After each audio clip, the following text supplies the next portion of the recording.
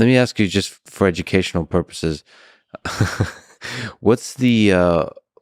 Can you please explain to me what Web3 and the beef between Jack and Mark Andreessen is exactly? Did you see what happened? Sorry to have you analyze Twitter like it's Shakespeare, but can you please explain to me why there was any drama over this topic?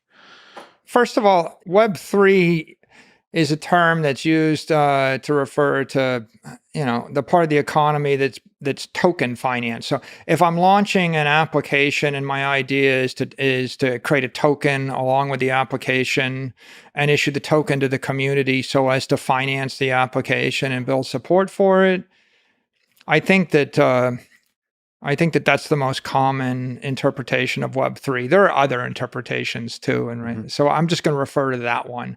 And I think the beef, in a nutshell, not articulated, but I'll articulate it, is whether or not you should focus all your energy creating applications on top of an ethical digital property like Bitcoin, or whether you should attempt to create a competitor to it, which generally would be deemed as a security by the Bitcoin community.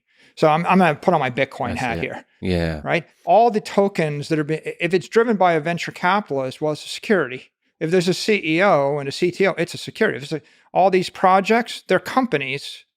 Foundations are companies, right? If you call them a project or a foundation, it doesn't make it not a security. They're all, in essence, collections of individuals that are issuing equity in the form of a token.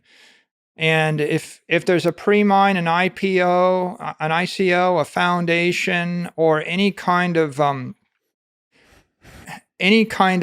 protocol where there's a group of engineers that have influence over it, then to a securities lawyer or to most Bitcoiners, and definitely to anybody that's steeped in securities law, you look at it and say, well, that passes the Howey test. It looks like a security. It should be sold to the public pursuant to, disclosures and regulations. And you're just ducking the IPO process, right? And so now we get back to the ethical issue. Well, the ethical issue is, if you're trading it as a commodity and representing it as a commodity, while truthfully it's a security, then it's a violation of ethics rules and it's probably illegal. Well, you keep leaning on this. Let me push back on that part. Yeah. Maybe you can educate me. But you keep leaning on this line of securities law as if it, with all due respect to lawyers, as if that line somehow defines what is and isn't ethical.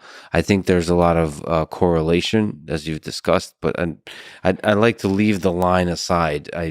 If the law calls something as a security, it doesn't mean, in my eyes, that it is unethical. I mean, there could be some technicalities, and lawyers and people play games with this kind of stuff all the time. But I take your bigger point that if there's a CEO, if there's a project lead, that's fundamentally, that to you is fundamentally different than the structure of Bitcoin. It's not that creating securities is unethical. I created a security. I took a company public, right? That's not the unethical part. It's completely ethical to create securities. Block is a security. All companies are securities. The unethical part is to represent it as property when it's a security, and to promote it or trade it as such. This whole promotion, that's also a technical thing, because you're like what counts as not as promotion is a legal thing, and you get in trouble for all these things. But that's the game that lawyers play. There's an ethical thing here, which is like, what's right to promote and not. To me, propaganda is unethical, but it's usually not illegal. If you roll the clock back 20 years, right? All the boiler room pump and dump schemes were all about someone pitching a penny stock, sure. Selling swampland in Florida. And if you roll the clock back forward 20 years and I create my own company and I represent it as the same thing and I don't make the disclosures, right? You're just one step removed from the boiler room scheme. Yeah. And that's what's distasteful about it. There are ways to sell securities to the public, but there are expectations. So maybe we could forget about whether the security laws are ethical or not, right? I will leave that alone. We'll just start with the biblical definition of ethics. Yes. Don't lie, cheat, or steal. So if I'm going to sell something to you, I need to fully disclose what I'm selling to you, right? And that's a matter of great debate right now. And so I think that that's part of the debate. But the other part of the debate is whether or not we need more than one token. Like, we need at least one, right? Yes. We need at least one digital property. One is better than because zero. zero means there is no digital economy. Yes. And by the way, the conventional view of maximalists is they think there's only one and everything else isn't. That's not the point I'm going to make. I would say we know there is at least one digital property, and that is Bitcoin.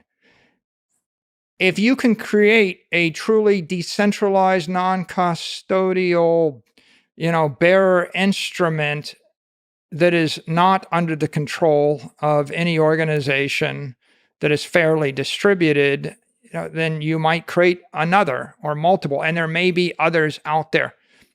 But I think that the frustration of a lot of people in the Bitcoin community, and I share this with Jack, is we could create $100 trillion of value in the real world simply by building applications on top of Bitcoin as a foundation. And so continually trying to reinvent the wheel and create competitive things is a massive waste of time, and it's diversion of human creativity. It's like we have an ethical good thing, and now we're going to try to create a third or a fourth one. Why? Well,